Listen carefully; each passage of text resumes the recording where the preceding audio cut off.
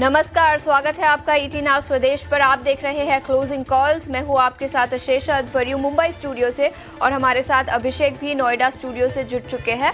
और अगले 1 घंटे में हम आपको बताएंगे किस तरह का एक्शन भारतीय बाजारों पर दिखा है, कौन से स्टॉक्स और सेक्टर्स पर आपको नजर रखनी चाहिए। और इसी के साथ हमारे साथ कई सारे दिग्गज मेहमान जुड़ेंगे जो आपको आखिरी घंटे की रणनीति बताएंगे और स्टॉक स्पेसिफिक आइडियाज पर भी चर्चा करेंगे। लेकिन सबसे पहले 2:35 पर हम आपके लिए लेकर आएंगे क्लोजिंग कॉल्स। उसके बाद 2:50 पर वायदा बाजार से कुछ आइडियाज, ऑप्शंस के चैंपियंस हमारा खास सेगमेंट। 3 बजे मार्केट से 3 में कुछ और मूवर्स एंड शेकर्स भारतीय बाजारों के। 3:15 पर BTST और STBT ट्रेड्स। और उसके बाद 3:20 पर कल के सत्र के लिए कौन से वो बड़े ट्रिगर्स होंगे जहां पर आपको नजर रखनी चाहिए, उस पर भी नजर डालेंगे। लेकिन भारतीय बाजारों की बात करें तो दिन के ऊपरी स्तर से गिरावट आज के सत्र में दिखी है। फ्लैट है अभी के लिए। निफ्टी की बात करें तो 22,900 के नीचे फिसलता हुआ। मार्केट सेटअप अभिषेक किस तरह का नजर आ रहा है? कोई रिकवरी ज्यादा कुछ नहीं दिखी, और ग्लोबल क्यूज भी सुबह ठीक ठाक ही थे, तो ज्यादा कुछ एक्शन इंडेक्स लेवल पर तो आज दिखा नहीं है।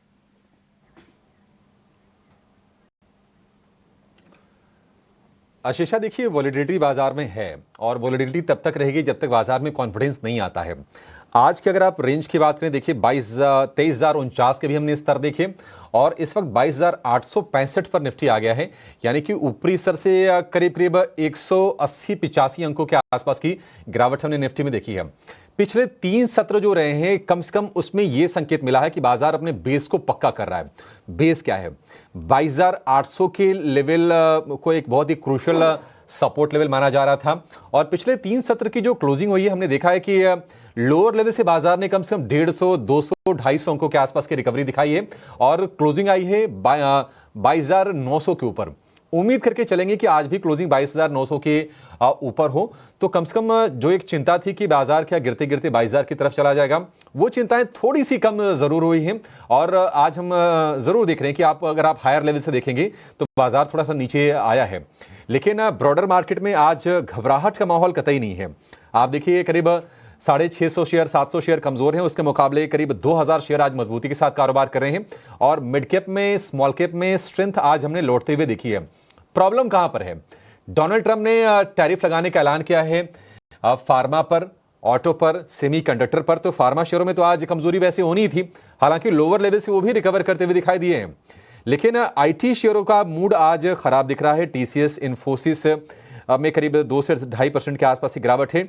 वेटेज के लिहाज से चूंकि काफी ज्यादा अहम है, इसके चलते वहां पर हम आज बाजार पर भी उनकी तरफ से प्रेशर होते हुए देख रहे हैं। आईटी में कमजोरी क्यों है?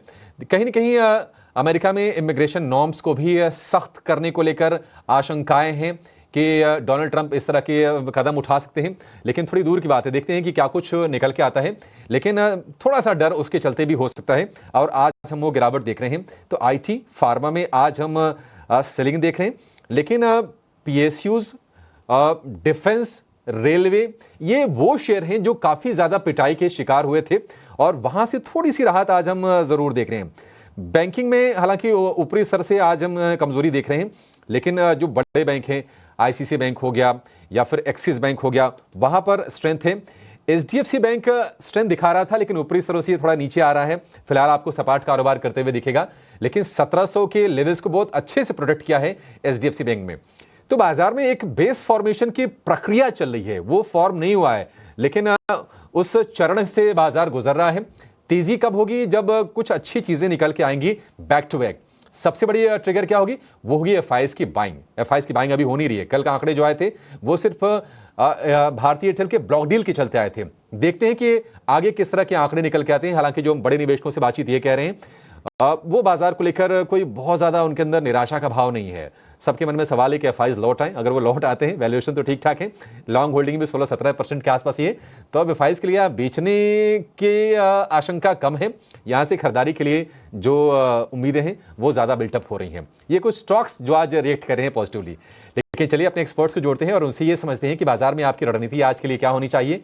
हमारे साथ जुड़ गए हैं 2 खास मेहमान। कुणाल परार हैं चॉइस से, इसके अलावा आदित्य अरोड़ा भी हमारे साथ जुड़ गए हैं। कुणाल जी, आदित्य जी, आप दोनों का बहुत शुक्रिया, स्वागत है ईटी नाउ स्वदेश पर। कुणाल जी, शुरुआत आपसे करना चाहेंगे। आज थोड़ी उत्साह बनी, 23,000 के दर्शन हमने किए, उसके बाद प्रॉफिट टेकिंग फिर से हावी हुई ऊपरी स्तरों पर, और 22,900 के आसपास इस वक्त निफ्टी का लेवल हम देख रहे हैं।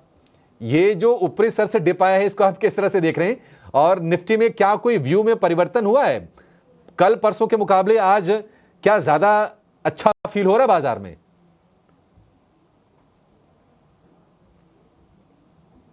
शब्द आपने बहुत सही बोला है। प्रतिकूल वाक्य वाक्य कि कल के दिन में आज कुछ सही हुआ है, आज कुछ फील अच्छा हो रहा है, तो मैं डेफिनेटली यस बोलूंगा।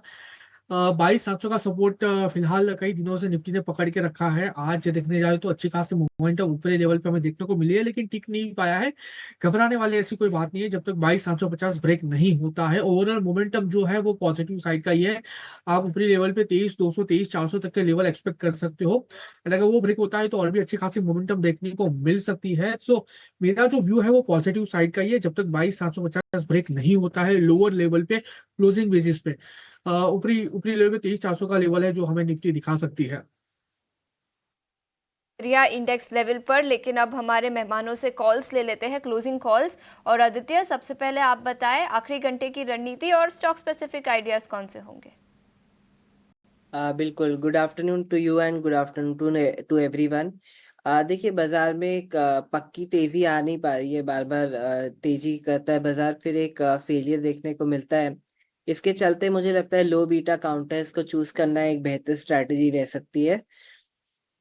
इसके चलते मुझे मेरे रडार पे पेट्रोनेट आया है जो आज काफी बेहतरीन तेजी दिखा रहा है 3% की। नीचे के लेवल से स्टॉक में बहुत अच्छी रिकवरी है और एक ब्रेकआउट के संकेत दे रहा है। तो पेट्रोनेट को बाय कर सकते हैं 297 में। स्टॉप लॉस रहेगा 280 का और टारगेट रहेंगे इसमें 320 से लेके 325 के। ठीक है, तो पेट्रोनेट एलएनजी पर खरीदारी की राय 320 से 325 तक के लेवल्स नजर आ सकते हैं। कुणाल, आप इन लेवल्स पर कहां पर खरीदारी के मौके देख रहे हैं इस बाजार में? वेल 50-50 है मेरे ओर से। बाइंग के लिए सबसे पहला जीके सीमेंट खरीदारी करके चलने की सलाह है। बहुत ही बढ़िया सी मोमेंटम हमें स्टॉक में देखने को मिला है। इतना ही नहीं, स्टॉक ने देखने जाए तो 100 mm मूविंग एवरेज का सपोर्ट लेके आज बाउंस बैक देने की भी कोशिश की है। सो यहाँ से अच्छे खासे एक्सपेक्टेशन रख सकते हैं। जेके सीमेंट में खरीदारी करके चलने की सलाह है प्रेजेंट लेवल से। टारगेट और एसएल की बात कर लेते हैं। एसएल जो आएगा 4,460 का आएगा। टारगेट की बात कर लेते हैं, 4,715 का पहला टारगेट है। जैसे वो ब्रेक होता है ऊपरी लेवल पे 4,900 के भी अल्टीमेट टारगेट हमें देखने को मिल सकते हैं। तो जेके सीमेंट यहाँ से खरीदारी करके चलने की सलाह है ना। वो एक शॉर्ट कॉल भी है मेरी ओर से, जहाँ जैसे फिलहाल मोमेंटम देखने को मिल रही है उस पर्टिकुलर कॉल में। स्टॉक का जो नाम है वो है बजर पेंट फ्यूचर। 486.60 के अराउंड है। आप यहाँ पे शॉर्ट करके चल सकते हो 495 के एसएल के साथ। टारगेट की बात कर लेते हैं, 480 का पहला टारगेट है। और वो जैसे ही ब्रेक होता है डाउन साइड में 469 तक के भी टारगेट हमें देखने को मिल सकता है। तो जेके सीमेंट यहाँ पे खरीदारी करके चलिए। एंड बजर पेंट फ्यूचर आप यहाँ पे शॉर्ट करके चल सकते हो। पेंट्स के फ्यूचर्स शॉर्ट करने की सलाह, जहां पर 480 से 469 तक के लेवल्स नजर आ सकते हैं। और इसी के साथ सीमेंट सेक्टर से जेके सीमेंट पर खरीदारी की राय यहां पर कुणाल ने दी है, जहां पर 4,715 से 4,900 तक के लेवल्स नजर आ सकते हैं, ऐसा कुणाल का मानना है। इस बीच हमारे साथ देवांग शाह भी जुड़ चुके हैं। Devang, good afternoon. आप बताएं आपके स्टॉक स्पेसिफिक आइडियाज आज कौन से होंगे? Good afternoon. फर्स्ट स्टॉक क्या रहेगा बाय साइड पे डिविस लैबोरेटरी। ओवरऑल स्ट्रक्चर देखो ना, डेली चार्ट एक पॉजिटिव स्ट्रक्चर बना है। पास्ट फ्यू डेज में स्टॉक ने एक सपोर्ट पे कंसोलिडेशन करा, तो मुझे लगता है यहाँ से एक अपसाइड देखने मिल सकता है। तो डिविस लैब खरीदने की सलाह है। स्टॉप लॉस रखना है 5780, टारगेट है 6100। नेक्स्ट स्टॉक रहेगा विप्रो। आईटी स्टॉक्स में काफी अच्छा मोमेंटम देखने मिला है, तो हमें लगता है कंटिन्यू रह सकता है। और विप्रो का चार्ट देखे तो स्टॉक डेली चार्ट पे हार्ट ऑफ कार्टून स्ट्रक्चर में, तो हमें लगता है इसमें भी अपसाइड देखने मिल सकता है। ये लेवल पे खरीदारी की सलाह है। स्टॉप लॉस रखना है 304, टारगेट है 324। ठीक है, तो ये नजरिया विप्रो और आईटी सेक्टर के कुछ स्टॉक्स पर। और जतिन गेडिया भी अब हमारे साथ जुड़ चुके हैं। Jatin, good afternoon. आप भी बता दीजिए फटाफट से, क्या आपके भी खरीदारी के कॉल ही होंगे आज दोपहर को? जतिन, क्या आप हमें सुन पा रहे हैं? यस। अगर जो मैं हमारे लॉन्ग एक हमारा जो ट्रेड होगा वो एक लॉन्ग साइड की तरफ और एक शॉर्ट साइड की तरफ होगा। जो लॉन्ग साइड की तरफ का ट्रेड होगा वो स्टील अथॉरिटी ऑफ इंडिया में होगा। तो स्टील अथॉरिटी ऑफ इंडिया में हमने देखा है कि एक शार्प रनअप के बाद 3 दिनों का फॉल हुआ था। वो फॉल अपने क्रूशियल फिबोनाची सपोर्ट पे आके एक बाइंग इंटरेस्ट दिखा रहा है। तो हमें लगता है कि next leg of the up move start हो गया है और ये स्टॉक आने वाले दिनों में एक अच्छी खासी अपमूव दिखा सकता है। तो स्टील अथॉरिटी ऑफ इंडिया को लॉन्ग करने की सलाह रहेगी। स्टॉप लॉस रखना होगा 102 रुपए का और ऊपर में टारगेट हम एक्सपेक्ट कर रहे हैं 112 के। जो एक सेल साइड की तरफ का रिकमेंडेशन होगा वो टाटा एलेक्सी में होगा। तो टाटा एलेक्सी या तो आईटी स्टॉक्स में आज हमने एक सेलिंग प्रेशर देखा हुआ है। तो टाटा एलेक्सी में पैटर्न वाइज एक बेरिश फ्लैग पैटर्न का ब्रेकडाउन हुआ है। हमें लगता है कि और डाउनसाइड इसमें देखने को मिल सकता है। इसके लिए टाटा एलेक्सी सेल करने की सलाह रहेगी। 6100 का स्टॉप लॉस रखना होगा और टारगेट पे कर रहे हैं 5780 पे।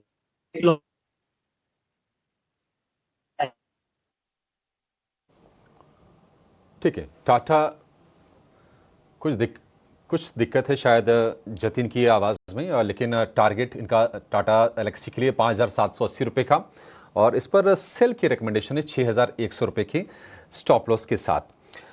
निफ्टी की जो गिरावट है वह 60 अंकों की, निफ्टी बैंक की जो तेज़ी है वो है करीब करीब 295 अंकों की। इस वक्त एडवांस डिक्लाइन रेशियो बेहतर है। आज हम देख रहे हैं कि सरकारी शेयरों में कुछ कुछ जोश लौटा है।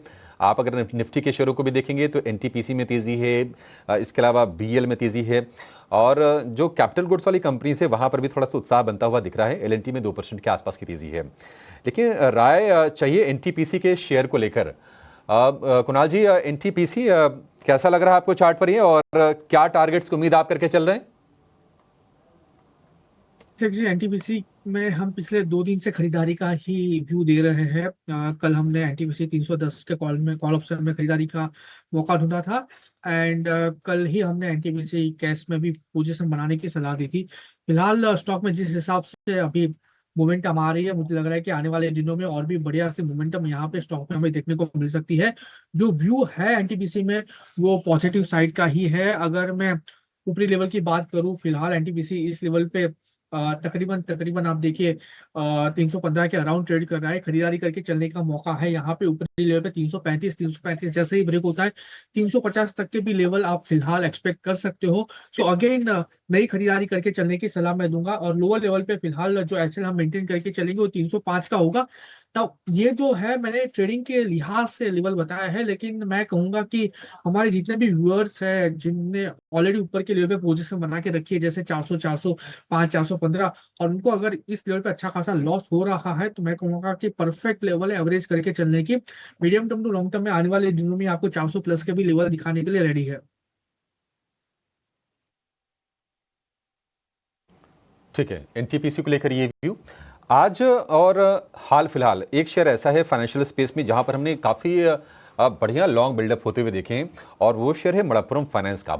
आज ये वायदा का सबसे ज़्यादा चढ़ने वाला शेयर है। एफएनओ बैंक से भी अब ये बाहर आ गया है और इसके जो नतीजे हालांकि आए थे उसमें माइक्रो फाइनेंस वाले पोर्टफोलियो को लेकर थोड़ी सी दिक्कतें आई थी। लेकिन अच्छी चीज़ ये है कि 200 रुपये वाले लेवल को जितनी तेज़ी से इसने शेड किया था उतनी जल्दी से रीगेन भी किया है। आदित्य, आप जरा मणप्पुरम फाइनेंस देख के बताइए। आज बिग शो वाली कैटेगरी में है, 8% के 8.5% की बढ़िया तेजी और डे हाई पे स्टॉक है। 200 के ऊपर आप कितनी तेजी देख रहे हैं और क्या नई तेजी आप कर सकते हैं शेयर में? ने बोला है स्टॉक एकदम शो स्टॉपर है आज का और 8% की तेजी दिखा रहा है ऐसे बाजार में भी। तो बेहतरीन स्ट्रेंथ है स्टॉक में, वॉल्यूम के साथ पार्टिसिपेशन है। तो तेजी बरकरार रख सकते हैं, यहाँ पे कायम का व्यू रह सकता है। Like we are still bullish and यहाँ पे जो स्टॉप लॉस रखना चाहिए वो 185 का रखना चाहिए और टारगेट रहेंगे 225 के। तो तेजी का व्यू है यहाँ पे। ठीक है, 185 का स्टॉप लॉस, 225 का टारगेट मणप्पुरम फाइनेंस के लिए। बड़ा मतलब आदित्य, 20 रुपए नीचे का टारगेट, 20 रुपए ऊपर का टारगेट, थोड़ा ज्यादा सेफ हो गया क्या ये? देखिए बाजार में वॉलेटिलिटी है बट आई थिंक 10% की वॉलेटिलिटी स्टॉक एक्सपीरियंस कर रहा है। तो 20 रुपये उस हिसाब से मेरे हिसाब से ठीक है अभी।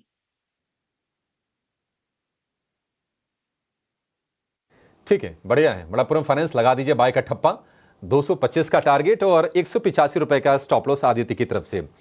जोमैटो में भी हम लोअर लेवल से स्ट्रेंथ देख रहे हैं। हमने देखा था कि शेयर ये 200 रुपए के आसपास तक गया और वहां से रिकवर करके अब 230 रुपए के आसपास आ गया है। और आज हम देख रहे हैं कि जो क्विक कॉमर्स वाली कंपनीज हैं, जो food delivery platform, 2 listed company हैं, जोमैटो, स्विगी, दोनों में हम तेजी देख रहे हैं। देवांग जी, आप जरा चेक करके बताइए। स्विगी का तो आप बहुत लंबा चेक नहीं कर पाएंगे, अगर चेक कर सकते हैं तो बता दीजिए, दोनों में से बेहतर क्या लग रहा है और जोमैटो में क्या नई तेजी करने का समय है ये? तो जोमेटो के बाद डेफिनेटली स्टॉक ने करेक्शन के बाद एक हम देख रहे हैं डेली चार्ट पे एक डबल बॉटम सपोर्ट स्ट्रक्चर बना है और वहां से अपसाइड देखने मिला है। तो आई थिंक 235 ये लेवल एक रेजिस्टेंस है, वो ब्रेक करता तो पॉसिबल है स्टॉक फर्दर 245 250 तक के जोन दिखा सकता है। तो एक बार वेट एंड वॉच करना होगा। 235 के ऊपर अगर स्टॉक निकल रहा तो एंट्री कर सकते हैं, या फिर स्टॉप लॉस 225 का रखना होगा। फर्स्ट जो टारगेट बनेगा वो 245 का, वो ब्रीच करता है देन अराउंड 255 तक के लेवल देखने मिल सकते हैं जोमेटो में।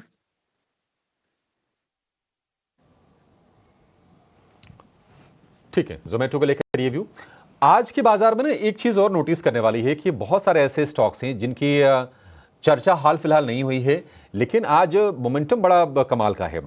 आप देखिए, ग्रीव्स कॉटन करीब 6% ऊपर ये कारोबार कर रहा है। ये इंजन बनाने वाली कंपनी है ग्रीव्स कॉटन, एम्पियर ब्रांड के नाम से ये अपने स्कूटर्स भी बेचती है, इलेक्ट्रिक स्कूटर्स। इसके अलावा सुजलॉन में आप देखेंगे 7% के आसपास की तेजी है।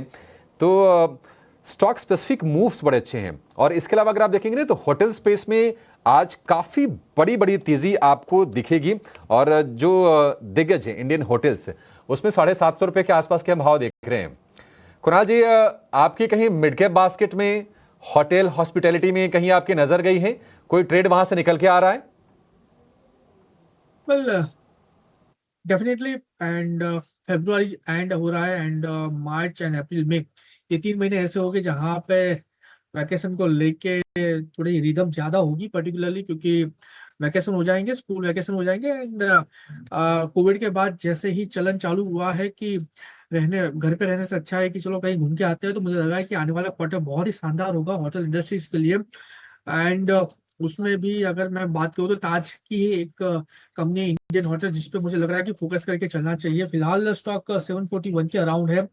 पियर्सिंग कैंडल फॉर्मेशन बनाया था काउंटर ने, इतना ही नहीं, प्रीवियसली जो जोन पे कंटिन्यूस सपोर्ट ले रहा था उसी लेवल पे सपोर्ट लिया है और 741 के अराउंड स्टॉक ट्रेड कर रहा है। खरीदारी करके चलने की सलाह है इसी लेवल पे। अगर मैं एसएल की बात करूं तो फिलहाल स्टॉक में अच्छा खासा सपोर्ट जो आ रहा है वो 739 के 715 के अराउंड आ रहा है, 715 के अराउंड आ रहा है। टारगेट की बात करूं तो 765 का पहला टारगेट है जो उसका 100 MA है ऑन अर्ली चार्ट, और जैसे 765 क्रॉस होगा ये वन वे रैली में आपको 830 तक के भी लेवल दिखाने के लिए रेडी है। तो 715 के एसएल के साथ आपको यहाँ पे खरीदारी करके चलने की सलाह है। 765 का पहला टारगेट, वो जैसे ही ब्रेक होता है 830 का दूसरा टारगेट भी आपको यहाँ पे आपको ये स्टॉक दिखा सकता है। So overall Indian hotel industries में मुझे लग रहा है कि इंडियन होटल पे फोकस करके चलना चाहिए। पॉजिटिव 765 तक के लेवल्स, और अगर 765 क्रॉस करता है तो 820 तक के लेवल्स यहाँ पर नजर आ सकते हैं। लेकिन फार्मा सेक्टर पर नजर डालेंगे, याद रखें आज काफी कमजोरी इस सेक्टर में दिखी है। 1% की गिरावट के साथ फार्मा इंडेक्स कारोबार करता हुआ। Doctor Reddy's, Aurobindo pharma, Zydus life sciences, Natco pharma जैसे सभी स्टॉक्स में करीब 2.5 से 4.5% की गिरावट आज के सत्र में दिखी है। और फार्मा पर 25% टैरिफ लगाने के डोनाल्ड ट्रंप के ऐलान से भारत के फार्मा सेक्टर पर क्या असर पड़ेगा, इस पर HSBC की एक डिटेल्ड रिसर्च रिपोर्ट आई है। पूरी डिटेल के साथ अब हमारे साथ वरुण दुबे जुड़ चुके हैं। वरुण, बताएं HSBC का क्या कहना है और किस तरह का इम्पैक्ट अगर डोनाल्ड ट्रंप 25% की इंपोर्ट ड्यूटी लगाते हैं फार्मा प्रोडक्ट्स पर, तो इंडियन फार्मा इंडस्ट्री पर किस तरह का इम्पैक्ट दिखेगा? HSBC ने अगर आप देखेंगे तो एक हाइपोथेटिकल एग्जांपल लिया है कि अगर 10% के आसपास का टैरिफ भी लगता है तो इस पे इंडियन फार्मा कंपनीज पे कितना इम्पैक्ट हो सकता है।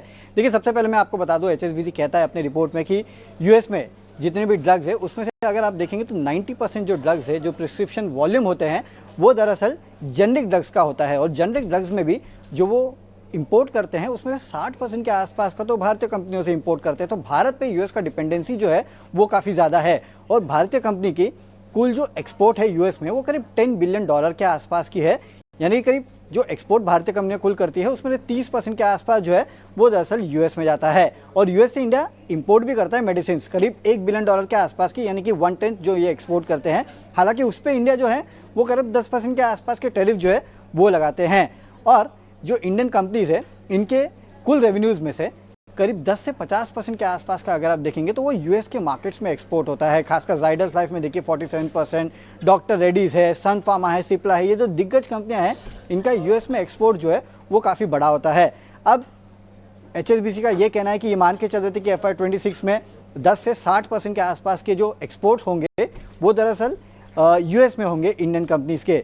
और अगर 10% के आसपास का भी टैरिफ लगाया जाता है तो भारतीय कंपनियों के EPS पे 1 से लेके 6.5% के आसपास का इम्पैक्ट जो है वो हो सकता है। खासकर ऑरबिंदो फार्मा जैसी कंपनी अगर आप देखेंगे तो, डॉक्टर रेड्डीज को अगर आप देखेंगे तो, जाइडस लाइफ को अगर आप देखेंगे तो करीब 6-6.5% के आसपास का EPS इम्पैक्ट जो है इन कंपनियों पे होगा। और सिप्ला जैसी कंपनी को अगर आप देखेंगे तो, सन फार्मा तो 3 से 4% के आसपास का इम्पैक्ट यहाँ पे भी होगा। ये इनका 10% पे कहना है। अगर 25% हो गया तो आप समझिए यहाँ से दुगना या उससे ज़्यादा का इम्पैक्ट जो है इन कंपनियों के EPS पे हो सकता है। हालांकि डोनाल्ड ट्रंप ने फिलहाल कहा है कि 25% का टैरिफ लगाएंगे, कहाँ लगाएंगे ये नहीं कहा है। अगर ग्लोबली सब पे लगाया तो जाहिर सी बात है थोड़े इसके पॉजिटिव भी हो सकते हैं, लेकिन बड़ा नेगेटिव शायद इंडियन कंपनीज के लिए हो सकता है, इनके EPS पे इम्पैक्ट हो सकता है, ये HSBC कह रहा है। इसके लिए आप देख रहे हैं इन स्टॉक्स में इस खबर के बाद अच्छी खासी गिरावट भी देखने मिली। बड़ी अनाउंसमेंट आती हुई फार्मा सेक्टर पर 25% तक के टैरिफ्स लगाए जा सकते हैं। कंपनियों के EPS पर अगले कुछ सालों तक इम्पैक्ट दिखेगा और इसी के चलते भारी गिरावट सभी फार्मा स्टॉक्स पर आज के सत्र में दिखी है। जतिन, आप बताएं फार्मा सेक्टर पर आपकी क्या राय होगी? Doctor Reddy's, Aurobindo pharma, Zydus life 2.5% से ज़्यादा की गिरावट के साथ सभी फार्मा स्टॉक्स कारोबार करते हुए, और इस गिरावट के बाद किस तरह की रणनीति बनानी चाहिए? ब्लू पॉजिटिव था और ये जो अनाउंसमेंट था वो आउट ऑफ द ब्लू आया है। हमें लगता है कि कहीं ना कहीं इससे जो स्टॉक्स है, स्पेशली डॉक्टर रेड्डीज का जो स्ट्रक्चर है वो थोड़ा बिगड़ गया है। हमें लगता है कि वीकनेस अभी और कंटिन्यू रह सकती है in the case of doctor Reddy's. आज भले ही निचले स्तरों से हमें एक अच्छा खासा पुल बैक देखने मिला है, लेकिन उसका जो प्रीवियस स्विंग लो था अराउंड 1160 के आसपास था, वो उसके नीचे जाके ट्रेड कर रहा है। तो कहीं ना कहीं थोड़ा वीकनेस और भी कंटिन्यू रह सकता है जब तक क्लैरिटी इमर्ज नहीं होती है तब तक। लेकिन ओवरऑल स्ट्रक्चर बिगड़ने के कारण आई थिंक जब तक ये अपना प्रीवियस स्विंग है अराउंड 1205 के ऊपर सस्टेन नहीं होता है तो हमें लगता है कि इसमें दबाव आगे जाते हुए भी रह सकता है। इसके लिए कोई फ्रेश खरीदारी की सलाह नहीं रहेगी। ये जो इंट्राडे पुलबैक आया है उसमें अगर जो आपके लॉन्ग्स है तो उसको एग्जिट करने की सलाह रहेगी। लॉन्ग पोजीशंस है फार्मा सेक्टर, डॉक्टर रेड्डीज जैसे कुछ स्टॉक्स पर, तो बेच देने की सलाह होगी और कोई नए पोजीशंस न बनाए, ये राय फार्मा सेक्टर पर देवांग से आती हुई। लेकिन आगे बढ़ते हैं अगले सेगमेंट पर। वायदा बाजार से कुछ आइडियाज लेकर आते हैं ऑप्शंस के चैंपियंस में।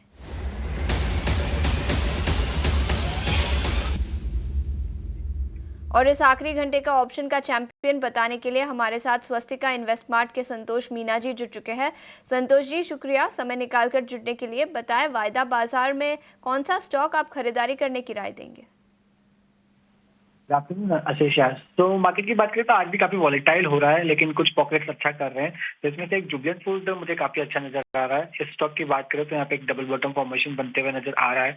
आप ओपन इंटरेस्ट का भी डेटा देखो तो 700 के पुट राइटर एक्टिव है, कॉल राइटर बैकफुट पर नजर आ रहे हैं। तो यहाँ पे 700 की कॉल ऑप्शन खरीदने की सलाह रहेगी जो करीबन 1750-18 रुपए के आसपास चल रही है। यहाँ पर आपका स्टॉप लॉस रहेगा 14 रुपए का और टारगेट रहेगा 23 रुपए का।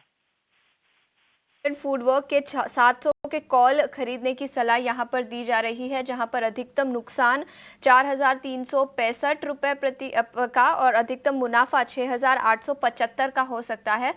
जुबिलेंट फूडवर्क पर ये राय। संतोष जी, शुक्रिया समय निकालकर ये ट्रेड हमें बताने के लिए। इजी का अटेम्प्ट लिया है, हालांकि आपको हल्की सी नरमी दिखेगी लेकिन लोअर लेवल से स्ट्रेंथ आ रही है और 22,900 के स्तर को फिर से रीगेन कर लिया है। ये इसके पीछे भी जो 3 सत्र बीते हैं उसमें भी यही कहानी रही है कि 22,900 के ऊपर ही निफ्टी ने क्लोजिंग दी है और आज ही हम उसी दिशा में भाव को बढ़ते हुए देख रहे हैं। निफ्टी बैंक की जो तेजी है थोड़ी सी और बड़ी है, इस वक्त 400 अंकों की तेज़ी हो गई है निफ्टी बैंक में। तो पिछले 15-20 मिनट में 100 पॉइंट निफ्टी बैंक ने जोड़े हैं और उसका क्रेडिट आप दे सकते हैं Kotak bank, IndusInd bank, axis bank, ICC bank और इसके अलावा एचडीएफसी बैंक, जहां पर हम थोड़ी सी नरमी देख रहे थे, थोड़ी सी लोअर लेवल से सपोर्ट लेकर ये शेयर ऊपर आता हुआ दिख रहा है। लेकिन टैरिफ वाला हैंगओवर है बाजार में। फार्मा शेयर तो उसकी गिरफ्त में दिख रहे हैं। डॉक्टर रेड्डीज हो गया, इसके अलावा सन फार्मा, सिप्ला, बाकी अगर हम बात करें तो अरविंदो जायडस में भी कमजोरी है और फार्मा के साथ साथ आईटी का मूड खराब है और सेलेक्टिव कंजम्पशन पर भी आज हम दबाव देख रहे हैं। आप देखिए एचयूएल के शेयर में करीब 2% के आसपास की कमजोरी है और रिकवरी की कोई कोशिश हुई नहीं है। लेकिन डोनाल्ड ट्रंप ने फार्मा के साथ साथ ऑटो सेक्टर पर भी 25% टैरिफ की बातचीत की है। तो उसका भारत के ऑटो सेक्टर पर कितना असर पड़ेगा? सुबह हम चर्चा कर रहे थे कि फ्रंटलाइन जो कंपनीज हैं उन पर ज़्यादा असर नहीं पड़ेगा, लेकिन जो कंपोनेंट वाली कंपनीज हैं, जो एंसिलरी कंपनीज हैं, उन पर उसका असर आएगा। कितना असर आएगा, इस पर नोमुरा की एक रिपोर्ट भी आई है जिसमें विस्तार से उन्होंने कुछ आंकड़े शेयर किए हैं। डिटेल्स लेकर हमारी सहयोगी सृष्टि शर्मा जुड़ गई हैं कि टैरिफ का क्या कुछ असर हो सकता है, उसके बारे में जानकारी देंगी। सृष्टि, बताइए क्या कहा है नोमुरा ने, कितना इम्पैक्ट आ सकता है? डोनाल्ड ट्रंप जो है 25% ऑटोमोबाइल सेक्टर पर टैरिफ लगाने की धमकी तो दे रहे हैं, पर इसमें ये जानना काफ़ी ज़रूरी है कि कौन से ऐसे रीजन्स हैं जो सबसे ज़्यादा इम्पैक्ट हो सकते हैं और भारतीय कंपनियों के लिए कितना बड़ा खतरा ये साबित होगा। सबसे पहले अगर हम बात करें तो यूएस के पूरे इंपोर्ट बिल में इसका 8% कंट्रीब्यूशन जो है वो ऑटोमोबाइल इंडस्ट्री से आता है। इसमें से भी दो भागों में आप देखें, एक वो कंपनीज जो कि पूरी कार्स इंपोर्ट करती हैं या फिर एक्सपोर्ट करती हैं यूएस को, और वो कंपनीज जो कि ऑल्सो एंसिलरी पार्ट्स एक्सपोर्ट्स करती हैं यूएस को। अगर कार्स की बात करें तो वहाँ पर सबसे ज़्यादा कंट्रीब्यूशन जिन मार्केट से है उसमें साउथ कोरिया, जापान और ईयू यानी यूरोपियन यूनियन की कंपनीज शामिल हैं। इसके अलावा अगर ऑटो एंसिलरी की बात करें तो वहाँ पर सबसे ज़्यादा कंट्रीब्यूशन ईयू, जापान, चाइना और साउथ कोरिया का आता है। अब अगर इंडिया को देखें तो यहाँ पर हमारी बहुत ज़्यादा डिपेंडेंसी नहीं है यूएस मार्केट्स पे, क्योंकि इंडिया में से कुछ ही प्लेयर्स हैं जो कि यूएस को एक्सपोर्ट करते हैं, वो भी इनडायरेक्टली, क्योंकि डायरेक्टली जो है कई सारी कंपनीज जो है अपना एक्सपोर्ट नहीं करती हैं यूएस को। पर टाटा मोटर्स एक ऐसी कंपनी ज़रूर है जिसके जेएलआर डिवीज़न का 30% कंट्रीब्यूशन जो है वो यूएस मार्केट से आता है। वो गाड़ियाँ जो कि टाटा मोटर्स जेएलआर के यूरोपियन यूनियन के प्लांट में बनती है और फिर वहाँ से एक्सपोर्ट होती हैं यूएस को, उन पर एक टैरिफ का खतरा है। इसके अलावा वो ऑटो एंसिलरी कंपनीज में से सोना बीएलडब्ल्यू वो कंपनी है जहाँ पर 60% से ज़्यादा वो अपना जो कंट्रीब्यूशन है वो अमेरिका और यूरोपियन मार्केट से लाते हैं। तो यहाँ पर जो टैरिफ लगते हैं उससे जो है उनको इम्पैक्ट ज़रूर हो सकता है। इसके अलावा आप देखें तो रामकृष्ण फॉर्जिंग और साथ ही भारत फोर्ज जैसी कंपनीज जो कि 30 से 40% रेवेन्यू अपनी नॉर्थ अमेरिकन मार्केट से लाती हैं, उनको एक इम्पैक्ट होना लाजमी है। पर जानने वाली बात या फिर एनालिस्ट के मुताबिक ये है कि जहाँ पर भी ये टैरिफ लगेगा वो एक पास थ्रू की तरफ साबित ज़रूर हो सकता है। हालांकि टाटा मोटर्स को इम्पैक्ट होगा, पर ऑटो एंसिलरी स्पेस में अगर कोई टैरिफ लगता है तो वो एक पास थ्रू के तौर पे देखा जाना चाहिए। तो फिलहाल भारत के लिए इस नए टैरिफ के खतरे का काफ़ी लिमिटेड इम्पैक्ट बताया जा रहा है। ठीक है, सीमित इम्पैक्ट नोमुरा भी कह रहा है और हम भी सुबह कह रहे थे कि ऑटो कंपनीज पर इसका सीमित इम्पैक्ट होगा।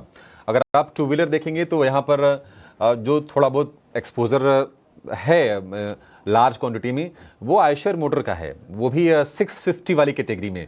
तो ज़्यादा वॉल्यूम पर असर नहीं आने वाला है टू व्हीलर में भी। और फोर व्हीलर में टाटा मोटर का हो सकता है जेएलआर के चलते, लेकिन टाटा मोटर के शेयर को भी आप देखिए, कोई इस फैसले के चलते, इस धमकी के चलते ज़्यादा असर देख नहीं रहे, हल्की सी गिरावट के साथ कारोबार कर रहा है।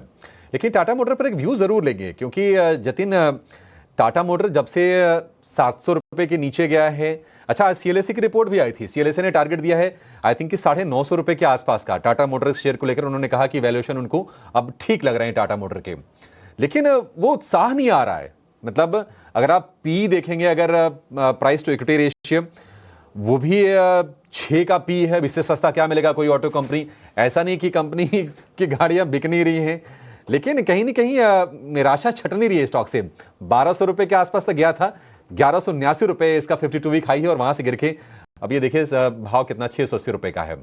चार्ट्स क्या कह रहे हैं इसको लेकर जतिन, और कब आपके बाइंग रेंज में आएगा शेयर? ये देखिए अभी भी अगर जो मैं देखूँ तो पिछले 4 या 5 ट्रेडिंग सेशन से ये स्टॉक 690 में ऊपर की तरफ और नीचे में 660 670 की रेंज में ट्रेड कर रहा है। यानी कि ये 30 से 40 35 पॉइंट की रेंज में पिछले 5 से 7 ट्रेडिंग सेशन से ट्रेड कर रहा है। हमें लगता है चार्ट्स को देख के कि कहीं न कहीं एक बॉटम फॉर्मेशन का प्रोसेस अभी चालू है।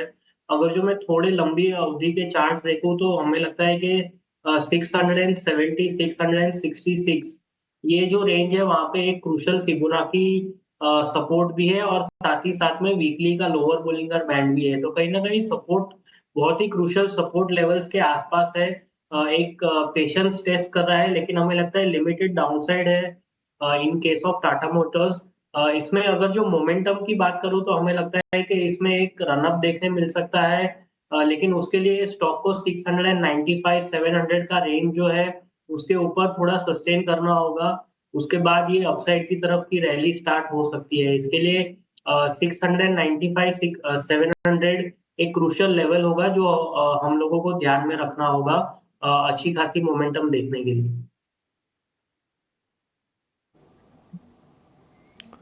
ठीक है, 690-700 रुपए के ऊपर जब निकल जाएगा एक बार फिर से इसको रिव्यू करेंगे। अदरवाइज कुछ खास एक्साइटिंग दिख नहीं रहा है इस शेयर में। आज अगर आप देखेंगे तो केमिकल में, फर्टिलाइजर में भी आज चुनिंदा बाइंग हो रही है। कुछ अगर मैं शेयरों का जिक्र करूं, आप देखेंगे कि हिमाद्री स्पेशलिटी में करीब 7% के आसपास की तेजी है। दीपक फर्टिलाइजर में 7-7.5% के आसपास की तेजी दिख रही है। और इसके अलावा फैक्ट, मद्रास फर्टिलाइजर, एनएफएल में भी 2.5 से 3-3.5% के आसपास के मूव्स हैं। आदित्य, कहीं मौका है केमिकल में, फर्टिलाइजर में? बिल्कुल देखिए आज अच्छा मूव देखने को मिल रहा है और मुझे लगता है अक्रॉस द सेक्टर ये मूव है तो एक पॉजिटिव संकेत है। इसके चलते दीपक फर्टिलाइजर ने अपनी मूविंग एवरेज को टेस्ट करके एक अच्छे से बाउंस बैक दिखा रहा है तो इसके साथ जा सकते हैं। 1036 का भाव चल रहा है, यहाँ पे तेजी का एक व्यू बनाया जा सकता है और स्टॉप लॉस रखना चाहिए 950 का और इसमें टारगेट रहेंगे 1140 से लेके 1160 के। ठीक है, 1060 तक के टारगेट दीपक फर्टिलाइजर के लिए, 7% के आसपास की बढ़िया तेजी। एक और शेयर जिसको आप देवांग चेक कीजिए, इंटरग्लोब का। पहले इसने अपने सपोर्ट पक्के किए और उसके बाद हम देख रहे हैं कि कंसोलिडेशन से निकलने की अब तैयारी भी शेयर कर रहा है। वो है इंटरग्लोब एविएशन का, करीब 1.5% के आसपास की तेजी है। इंटरग्लोब में आप क्या सलाह देंगे? क्या इसको थोड़ा सा लंबा रख के लिया जा सकता है? इंडिगो की बात करें, डेफिनेटली स्टॉक्स का जो स्ट्रक्चर है, शॉर्ट टर्म स्ट्रक्चर पॉजिटिव है। ऑल्सो हम अगर थोड़ा लॉन्गर टर्म चार्ट पे देखते हैं, कुछ कंसोलिडेशन के बाद स्टॉक में एक ब्रेकआउट देखने मिला है, तो आई थिंक ये लेवल पे भी एंट्री की जा सकती है। 4300 का यहाँ सपोर्ट है तो वो स्टॉप लॉस रखना होगा। अपसाइड अराउंड 4600 तक के लेवल्स देखने मिल सकते, तो इसमें एंट्री की जा सकती है विद स्टॉप लॉस ऑफ 4300। या इंटरग्लोब एविएशन पर, लेकिन इस बीच चुनिंदा रियल्टी स्टॉक्स पर नजर डालेंगे। वहां पर अच्छी खासी तेजी आज के सत्र में दिखी है। ब्रिगेड एंटरप्राइजेस 5% ऊपर, रेमंड और गोदरेज प्रॉपर्टीज 3.5 से 4% की तेजी के साथ कारोबार करते हुए। आदित्य, क्या राय होगी इन रियल एस्टेट सेक्टर के स्टॉक्स पर? इनफैक्ट पिछले कुछ दिनों से भारी गिरावट यहां पर दिखी थी, लेकिन आज रीबाउंड आता हुआ नजर आया। क्या ये सस्टेनेबल होगा अगले कुछ दिनों तक? प्रॉपर्टी स्टॉक में सबसे ज्यादा गिरावट देखने को मिली थी और मुझे लगता है कि यहाँ पे शॉर्ट्स काफी हैवी है तो जो बाउंस बैक है वो निकलने के लिए अपॉर्चुनिटी है तो यहाँ पे ज्यादा बिलीव नहीं करना चाहिए रैली को। ऑल्दो बाउंस बैक आएंगे बाजार के साथ, इसमें भी बाउंस बैक आएंगे बट मुझे नहीं लगता कि बहुत शानदार तेजी आए कि लंबी चौड़ी तेजी देखने को मिले। तो मतलब थोड़ा प्रेफरेंस मेरा रियल एस्टेट स्टॉक्स पे कम रहेगा क्योंकि यही बेयर्स का शिकार बने थे। तो अभी सपोर्ट पे है, हल्का फुल्का बाउंस बैक आएगा बट मेरे हिसाब से वो निकलने के मौके रहेंगे। एस्टेट सेक्टर पर आपका नज़रिया ज़्यादा कुछ पॉजिटिव नहीं है, लेकिन इस बीच कुछ डिफेंस और शिप बिल्डिंग स्टॉक्स में भी अच्छा एक्शन दिखा है। गार्डन रीच शिप बिल्डर 10.5% ऊपर, मैस्काव डॉक 10.5 से 11% की तेज़ी यहाँ पर भी दिखी है। जतिन, क्या राय होगी इन दोनों ही स्टॉक्स पर, गार्डन रीच शिप बिल्डर्स और मस्गाव डॉक? निफ्टी 500 इंडेक्स के टॉप गेनर्स में दोनों ही स्टॉक्स शामिल है। देखिए, फर्स्ट ऑफ ऑल मैज़गाव डॉक की बात करूँ तो हमें लगता है कि आज के ट्रेडिंग सेशन में उसने जो अपना वीकली लोअर बोलिंगर बैंड है अराउंड 1950 के आसपास का जो लेवल है वहां से एक स्ट्रॉन्ग अपमूव दिखाया है। हमें लगता है कि जो उसका प्रीवियस स्विंग लो था वो भी अराउंड 1950 के आसपास ही था। तो कहीं ना कहीं एक स्ट्रॉन्ग सपोर्ट जोन से बाइंग इंटरेस्ट देखने मिला है। हमें लगता है आज के ट्रेडिंग सेशन में कंसीडरिंग कि ये ऑलमोस्ट 10.5% अपसाइड दिखा रहा है, हमें लगता है कि एक स्ट्रॉन्ग प्राइस एक्शन है और वॉल्यूम के साथ आया है। लेकिन इसमें रिस्क रिवॉर्ड करंट लेवल्स पे एंट्री करने के लिए थोड़े अनफेवरेबल है। तो हमें लगता है कि अराउंड 2070 2050 के आसपास एक डिप मिलती है, तो वहां पे हमें एंट्री लेनी चाहिए। अपसाइड में तो अपसाइड की तरफ हम एक्सपेक्ट कर रहे हैं कि 2400 2450 तक के लेवल्स भी ये स्टॉक छू सकता है आने वाले कुछ दिनों में। इसके लिए मस्गाव डॉक में व्यू पॉजिटिव है, लेकिन एक बाय ऑन डिप की रणनीति के साथ इसमें लॉन्ग साइड की तरफ पोजीशन ले सकते हैं। ये नजरिया मस्गाव डॉक और गार्डन रीच शिप बिल्डर्स, जहां पर 10% से ज्यादा की जोरदार तेजी आज के सत्र में दिखी है। रियल एस्टेट सेक्टर पर हम अभी चर्चा कर रहे थे और दो और स्टॉक्स पर नजर डालेंगे। एक है महिंद्रा लाइफ स्पेसेस। कंपनी को नए प्रोजेक्ट्स मिले हैं, करीब 1650 करोड़ का ग्रॉस डेवलपमेंट वैल्यू होगा इस पर्टिकुलर प्रोजेक्ट का, जिसके चलते 2% से ज्यादा की तेजी यहाँ पर। और इस बीच मैक्रोटेक डेवलपर्स पर जेफरीज की रिपोर्ट आई है। खरीदारी की राय 1600 रुपये प्रति शेयर का लक्ष्य रखा है और उनका मानना है कि 20% का प्री सेल्स ग्रोथ और 25% का return on equity trajectory company अगले कुछ सालों तक रिपोर्ट कर पाएगी। देवांग, रियल एस्टेट सेक्टर पर तो हमने इन जनरल बात कर दी, लेकिन इन दो स्टॉक्स पर पर्टिकुलर मैक्रोटेक डेवलपर्स और महिंद्रा लाइफ स्पेसेस, क्या राय होगी आपकी? महिंद्रा लाइफ स्पेस की बात करें, स्टॉक का जो स्ट्रक्चर अभी भी वीक है, लोअर टॉप लोकल स्ट्रक्चर में स्टॉक का जो सपोर्ट है, इंपॉर्टेंट सपोर्ट भी स्टॉक ने ब्रेक किया। तो आई थिंक अभी इसको अवॉइड की तरह रहेगी। अगर यहाँ से बाउंस आता तो एग्जिट की तरह रहेगी स्टॉक में से। जहां तक लोडा की बात करें, लोडा का अगर स्ट्रक्चर देखा daily chart past few days में कुछ कंसोलिडेशन स्टॉक में देखने मिला है। तो आई थिंक जिनके पास है वो बने रहे, न्यू खरीदारी की सलाह नहीं रहेगी। स्टॉप लॉस यहाँ पे 1120 पर रहेगा, अपसाइड अराउंड 1250 1260 के रेजिस्टेंस है, वहां तक आता है तो वहां से एग्जिट की सलाह रहेगी स्टॉक में से। तो ये नजरिया मैक्रोटेक डेवलपर्स और इसके अलावा महिंद्रा लाइफ स्पेसेस और डिविन के दम पर यहाँ पर भी एक्शन दिखा है। एक छोटे से ब्रेक के लिए रुकेंगे, लेकिन ब्रेक के बाद है। लेकिन इस उथल पुथल के बीच भी हम देख रहे हैं कि अच्छा, पिछले 4-5 दिन की कहानी बाजार की यही है। बाजार ने 22,900 के लेवल को बड़े अच्छे से पकड़ के रखा हुआ है। अगर मैं पिछले 3 दिन की क्लोजिंग के बारे में आपको बताऊं तो शुक्रवार की जो क्लोजिंग थी 22,929, उसके बाद सोमवार की क्लोजिंग 22,959, कल की क्लोजिंग 22,945 और फिलहाल निफ्टी ट्रेड कर रहा है 22,946 के आसपास। तो क्लोजिंग 22,900 से 950 की रेंज में हो रही है। ये पैटर्न देखने को मिला है। आज काफी वोलेटाइल ये ट्रेड रहा है, लेकिन लोअर लेवल से अगर आप देखेंगे तो करीब करीब 140 अंक ऊपर अभी भी आपको निफ्टी दिखेगा। हालांकि डे हाई से करीब करीब 100 अंकों की दूरी निफ्टी में। आज हमने 23,050 के आसपास तक के स्तर देखे हैं। जतिन, एक बार आपसे ना बाजार पर फिर से व्यू चाहिए। क्या आपको भी लग रहा है कि जो वीकनेस थी बाजार की वो पूरी हो गई है, बाजार यहां से चलने के लिए तैयार दिख रहा है? हम 4-5 ट्रिगर्स की चर्चा कर भी रहे थे और उसमें से एक ये था कि देखिए एफआईज अब कितना बेचेंगे। शायद अब यहां से लॉन्ग होल्डिंग बड़े एफआईज की हम उम्मीद करके चल रहे हैं। नतीजे अच्छे से सपोर्ट किए हैं बाजार को। इसके अलावा रूस यूक्रेन के बीच जो युद्ध है उसको खत्म कराने को लेकर पहल की जा रही है, कोशिशें तेज हो गई हैं। 2-4 चीजें पॉजिटिव हो रही हैं। अगर तेजी यहां से बाजार में आपको दिख रही है कि अगर हो सकती है, क्या कोई कॉल आप खरीदने की सलाह देंगे? कोई ऑप्शन का ट्रेड आपके पास है?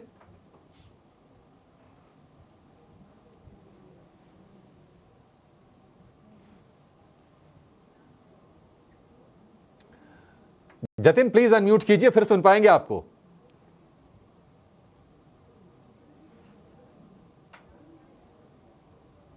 सॉरी।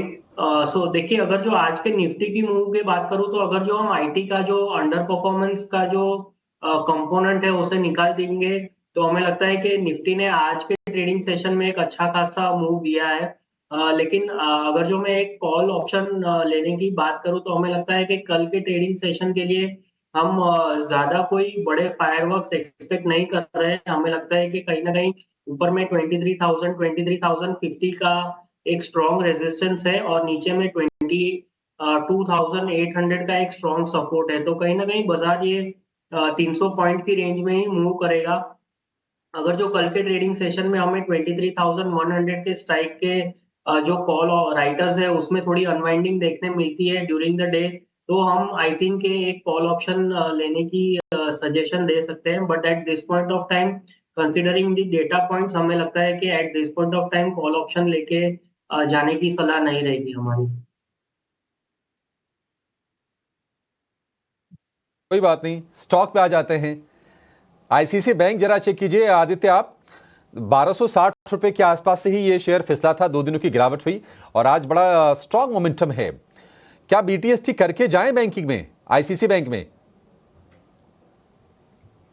देखिए बीटीएसटी मे और मे नॉट वर्क, क्योंकि बाजार का आजकल टेक्सचर इस तरीके का हो गया है, एक दिन तेजी एक दिन मंदी।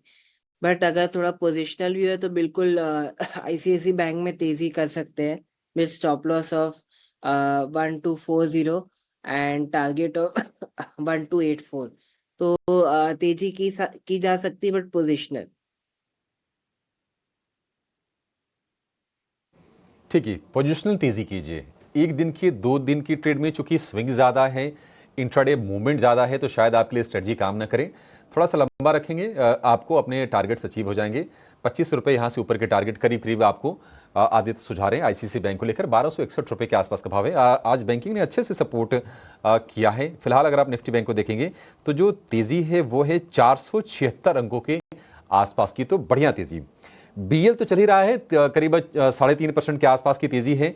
लेकिन बीएचईएल साथ साथ हम कई बार याद कर लेते हैं बीएल और बीएचईएल को। बीएचईएल में भी तेजी आज ठीक ठाक है, 4-4.5% की तेजी आपको बीएचईएल में दिखेगी। दिवांग जरा चेक करके बताइए, बीएचईएल 200 रुपए के दरवाजे पर दस्तक दे रहा है बीएचईएल का शेयर फिर से। ये तेजी आपको लगता है कि सस्टेन कर पाएगी? बीएचईएल का अगर चार्ट देखा तो ओवरऑल जो ट्रेंड है वो भी ट्रेंड नेगेटिव है। डेफिनेटली आज हमें एक अपसाइड बाउंस देखने मिला है, बट आई थिंक जब तक 202 ये लेवल को ब्रेक नहीं करता, I think wait and watch करना बेटर रहेगा। क्योंकि हो सकता है एक स्ट्रॉन्ग रेजिस्टेंस फेस करता, वहां से वापस करेक्शन देखने मिले। तो 202 जब तक ब्रेक नहीं था, I think wait and watch रखना रहेगा, वेट एंड वॉच रखना होगा। जहां तक सपोर्ट की बात करें, नाउ इमीडिएट जो सपोर्ट स्टॉक के लिए बनता है वो 185 का बनता है, तो ये स्टॉप लॉस जरूर रखे अगर 202 के अबाउ स्टॉक निकलता है। बीईएल और बीएचईएल पर, लेकिन हमारे मेहमानों से बीटीएसटी और एसटीबीटी कॉल्स ले लेंगे। आदित्य, सबसे पहले आपसे पूछना चाहूंगी, क्या करेंगे आप, बीटीएसटी या एसटीबीटी? देखिए सबसे पहले तो बाजार का टेक्सचर काफी चॉपी है, मतलब एक दिन तेजी मंदी, आज के ही दिन में हमने तेजी देखी मंदी देखी वापस तेजी देखी। तो एक डिसाइसिव व्यू नहीं लेना चाहिए इस बाजार में और ट्रेंड के साथ चलना चाहिए। तो अभी फिलहाल जो संकेत है वो इंडसइंड बैंक में पॉजिटिव बन रहे थे, तो उसके चलते इंडसइंड बैंक में एक तेजी का नजरिया बनाएंगे। 1035 में तेजी का व्यू है। स्टॉप लॉस रहेगा, छोटा सा स्टॉप लॉस रहेगा 1025 का और टारगेट रहेंगे 1045 के। बैंक पर खरीदारी की राय 1045 तक के लेवल्स नजर आ सकते हैं। देवांग, आप क्या करना चाहेंगे, बीटीएसटी या एसटीबीटी? बीटीएसटी के साथ जाना चाहूंगा। ये स्टॉक यहाँ पे यूपीएल का ओवरऑल चार्ट स्ट्रक्चर है काफी पॉजिटिव है। स्टॉक में ब्रेकआउट के बाद हमने देखा कि एक अपसाइड मूव देखने मिला था। पास्ट फ्यू डेज में कुछ कंसोलिडेशन होने के बाद आज एक वापस एक हाई ब्रेकआउट देखने मिला, तो यूपीएल खरीदने की सलाह है। स्टॉप लॉस 633 का यहाँ पे रखना है 675 के टारगेट के लिए। ठीक है, तो ये नजरिया यूपीएल पर। और एफएमसीजी सेक्टर के कुछ स्टॉक्स पर नजर डालना चाहूंगी। रैडिको खैतान 7% की तेजी यहाँ पर, बलरामपुर चीनी, इन सभी स्टॉक्स में कल के सत्र में भारी गिरावट दिखी थी, लेकिन आज वो ट्रेंड रिवर्स होता हुआ नजर आ रहा है। जतिन, रैडिको खैतान और बलरामपुर चीनी, इन दोनों स्टॉक्स पर क्या राय होगी? रैडिको खैतान में आज का जो प्राइस एक्शन है वो बहुत ही अच्छा है। In terms of candlestick pattern है, एक बुलिश एंगल्फिंग पैटर्न बना रहा है। और अगर जो वीकली चार्ट्स देखूं तो हमें लगता है कि अगर जो कल के ट्रेडिंग सेशन में भी एक अपमूव हमें देखने मिल सकता है, तो एक हैमर पैटर्न फॉर्म हो सकता है in the case of weekly charts Radico Khaitan में। तो कहीं ना कहीं जो भी डेली या तो वीकली टाइम फ्रेम्स है उसमें प्राइस एक्शन जो है वो पॉजिटिवनेस सजेस्ट कर रहा है। हमें लगता है कि एक ट्रेंड रिवर्सल के कैंडल स्टिक पैटर्न बन रहा है डेली चार्ट्स के ऊपर। इसके लिए लॉन्ग करने की सलाह रहेगी। हमें लगता है कि 2150 2200 तक के लेवल्स भी ये स्टॉक आने वाले दिनों में छू सकता है। इसके लिए रिस्क रिवॉर्ड करंट लेवल्स पे भी फेवरेबल है लॉन्ग करने के लिए। इसमें मैं स्टॉप लॉस सजेस्ट करूंगा 1900 का, और ऊपर में टारगेट 2150 2200 के रहेंगे। तो 2150 2200 तक के लेवल्स रैडिको खैतान पर नजर आ सकते हैं। इसी सेक्टर से वरुण बेवरेजेस, यहाँ पर भी करीब 1.5% की तेजी दिखी है। आदित्य, वरुण बेवरेजेस पर किस तरह का ट्रेड बनेगा? कि इधर रिबाउंड का एक व्यू बनाया जा सकता है। अभी स्टॉक 476.50 में ट्रेड कर रहा है। शानदार रिकवरी है स्टॉक में, बट ओवरऑल एफएमसीजी बास्केट आज मोटा मोटा फ्लैट ही है, तो बहुत मोमेंटम अभी है नहीं स्टॉक में और ओवरऑल इंडेक्स में। बट सपोर्ट पे है, तो एक छोटा मोटा बाउंस बैक यहाँ पे देखा जा सकता है 1 से 2% का। तो इधर नजरिया न्यूट्रल टू बुलिश रहेगा।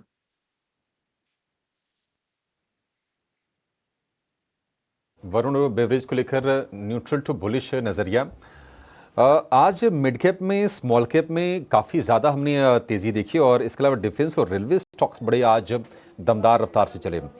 गार्डन रीच, मझगांव डॉक, देखिए ये स्टॉक पिटे हुए हैं। ये रैली आज की जो दिख रहे हैं ना, ये फिलहाल आज का वनडे शो दिख रहा है, लेकिन उसके पहले काफ़ी ज़्यादा गिरावट के शिकार हुए हैं। तो गार्डन रीच, मझगांव डॉक, रेल विकास करीब 15% ऊपर आपको दिखेगा। बीकाजी फूड्स में आज हम तेज़ी देख रहे हैं। टाटा इन्वेस्टमेंट में भी तेज़ी अच्छी खासी है। Capri global, RailTel, lemon tree, ये कुछ ऐसे स्टॉक्स हैं जहां पर आप देखेंगे 7 से 15-16% के आसपास की बड़ी तेजी पर आज कारोबार होता हुआ दिख रहा है। ये तो खैर रेलवे वाले शेयर आपकी स्क्रीन पर है, लेकिन बाकी सारे शेयर में आप देखिए बड़ी तेजी है। जतिन, आप जरा बताइए, कहीं ये डिफेंस वाले शेयरों में कोई कन्विक्शन आपका आ रहा है क्या, या फिर 1-2 दिन की, 3 दिन की चाल देख लें, थोड़ी तेजी सस्टेन हो जाने दें, उसके बाद कोई ट्रेड खोजेंगे? नहीं, अगर जो आज का मैं प्राइस एक्शन देखूं तो हमें लगता है कि कहीं ना कहीं सभी स्टॉक्स में एक निचले स्तरों से या तो क्रूशियल सपोर्ट लेवल से एक ट्रेंड रिवर्सल पैटर्न बनता हुआ नजर आ रहा है डेली चार्ट्स के ऊपर। अगर जो मैं एक एग्जांपल के तौर पे बात करूं तो गार्डन रीच शिप बिल्डर्स की मैं बात करूं तो आज के ट्रेडिंग सेशन में अगेन एक एंगल्फिंग बुल पैटर्न बन रहा है, और अर्ली चार्ट्स पे भी देखूं तो एक पेनेंट पैटर्न फॉर्म हो रहा है जो एक कंटिन्यूएशन पैटर्न है। तो हमें लगता है कि ये जो तेजी या तो फिर पॉजिटिव मोमेंटम है वो आने वाले 1 हफ्ते से तक कंटिन्यू रह सकता है। ऊपर में हमें लगता है कि 1500-1550 तक के लेवल्स भी ये छू सकता है। इसके लिए कोई भी डिप मिले अराउंड 1325-1300 के आसपास भी अगर जो डिप आए तो उसे as a buying opportunity consider करनी चाहिए। एक स्टॉप लॉस की सलाह मैं जरूर दूंगा, 2225 का एक स्टॉप लॉस जरूर लगाए, जस्ट इन केस के कुछ एडवर्स न्यूज फ्लो आ जाए तो हमें स्टॉप लॉस के साथ ही काम करने की सलाह दूंगा, और ऊपर में 1500-1550 के लेवल एक्सपेक्टेड है। ठीक है, गार्डन रीच में 1500-1550 के लेवल्स आप एक्सपेक्ट करके चल सकते हैं। स्टॉप लॉस आपको लगा के चलना है 1225 रुपए का। कूलिंग सेगमेंट वाली जो कंपनीज है वहां पर भी ठीक ठाक बाइंग आ रही है। आदित्य, आप देखिए वोल्टास में आज करीब 4-4.5% के आसपास की तेजी है। हालांकि ये शेयर की जो फॉल रही है काफ़ी ज़्यादा स्टीप रही है। ब्लू स्टार की बात करें, एक रेंज में ये शेयर रहा है, लेकिन आज 1.5-2% के आसपास की तेजी हम ब्लू स्टार में देख रहे हैं। सिम्फनी में भी 1% के आसपास की मूव्स होंगे।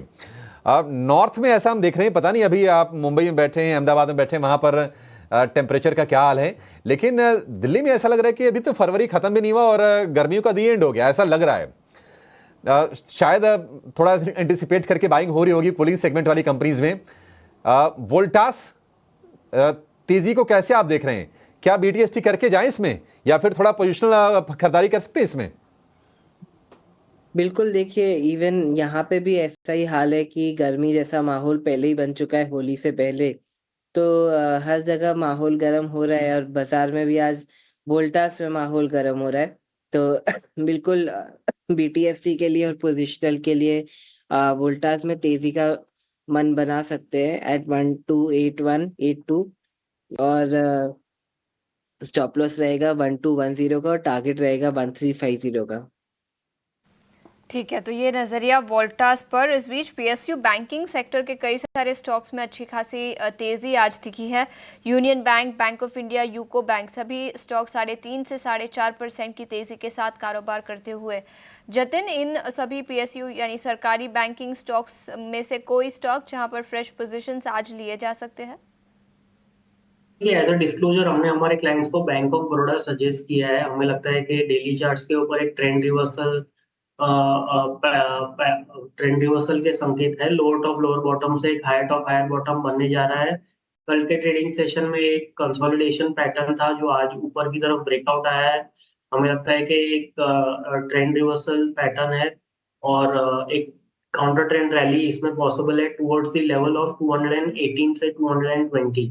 इसके लिए ये पीएसयू बास्केट में से बैंक ऑफ बड़ौदा हमारे लॉन्ग करने की सलाह रहेगी। स्टॉप लॉस आपको रखना होगा 204 रुपए का और ऊपर में टारगेट रहेंगे 218 और 220 के। नजरिया सरकारी बैंकों को लेकर, लेकिन PSU banking private sector banks में से एयू स्मॉल फाइनेंस बैंक 4.5% की तेजी यहां पर भी दिखी है और एक्सिस बैंक भी 1.5% की तेजी के साथ कारोबार करता हुआ। देवांग, आपकी क्या राय होगी AU small finance bank, axis bank पर? तो एयू स्मॉल फाइनेंस की बात करें, डेफिनेटली स्टॉक्स में हमें देखा जब साइड देखने मिला है ऑन डेली चार्ट एक bullish reversal candlestick pattern formation देखने मिला है। ऑल्सो वॉल्यूम भी सजेस्ट कर रहा है कि पॉसिबल ऐसा रिवर्सल हो सकता है। तो अपसाइड अराउंड 545 तक के लेवल्स देखने मिल सकते हैं शॉर्ट टर्म में। 512 ये सपोर्ट है, स्टॉप लॉस जरूर रखे स्टॉक के अंदर और बने रहे। 540-45 तक के लेवल्स देखने मिल सकते हैं एयू बैंक स्मॉल फाइनेंस में। ठीक है, तो ये नज़रिया एयू स्मॉल फाइनेंस बैंक पर। इस बीच मेटल्स के सेक्टर के कुछ स्टॉक्स में अच्छा एक्शन आज दिखा। एपीएल अपोलो और नैल्को, इन दोनों स्टॉक्स पर आदित्य क्या राय होगी? एपीएल अपोलो और नैल्को दोनों में 4% से ज़्यादा की तेज़ी आज दिखी है। देखिए, सबसे पहले डिस्क्लेमर देना चाहूँगा कि ये दोनों स्टॉक मैंने अपने क्लाइंट्स को लॉन्ग सजेस्ट किए हुए हैं और मुझे लगता है दोनों स्टॉक में अच्छा मोमेंटम और ट्रेंड बना हुआ है, तो यहाँ पे पॉजिटिव नज़रिया ही रहेगा।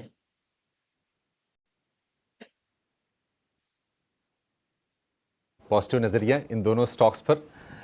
अब कोई ट्रेड नहीं लेंगे, बस अब ये है कि आज बैंकिंग शेयरों ने बाजार को संभालने का काम किया है। निफ्टी बैंक की चाल अलग रही है। 472 अंकों की तेज़ी हमने निफ्टी बैंक में देखी है और जो क्लोजिंग होने जा रही है निफ्टी बैंक की वो होने जा रही है 49,500 के ऊपर। आज प्राइवेट बैंकों की तरफ से बड़ा बढ़िया पार्टिसिपेशन रहा है। आप देखिए एक्सिस बैंक, आईसीसी बैंक या फिर कोटक, इंडसइंड, ये तमाम शेयर बढ़िया तेज़ी के साथ कारोबार करते हुए दिखाई दिए हैं। और चढ़ने वाले शेयरों की बात करें तो निफ्टी बैंक में हैं 12 शेयर और 12 के 12 आज चढ़े हैं। कोई भी शेयर आज कमज़ोर नहीं रहा है। सबसे अगर हम अच्छी रफ्तार की बात करें तो पॉइंट के लिहाज से और परसेंटेज के लिहाज से आईसीसी बैंक ने आज करीब 1.5-2% के आसपास के मूव्स दिए हैं, तो यहाँ से आज अच्छी पार्टिसिपेशन रही है। लेकिन जो चीज़ नोटिस करने वाली है वो बार बार उसको मेंशन मैं इसलिए कर रहा हूँ क्योंकि बाजार ने अपने सपोर्ट्स को पक्का कर लिया है। वो आज क्या है, आज टैरिफ वाले डर के चलते जो बाजार की जो शुरुआत हुई 22,800 के आसपास जाकर रुक गया, तो 22,800 बहुत ही पक्का सपोर्ट बना है और बार बार उसके ऊपर बाजार ने रिवर्सल दिया है। और आज भी हम देख रहे हैं कि क्लोजिंग जो होने जा रही है वो 22,900 के ऊपर होने जा रही है। ये चौथा सत्र होगा जब निफ्टी की जो क्लोजिंग होगी 22,400 के ऊपर होने जा रही है।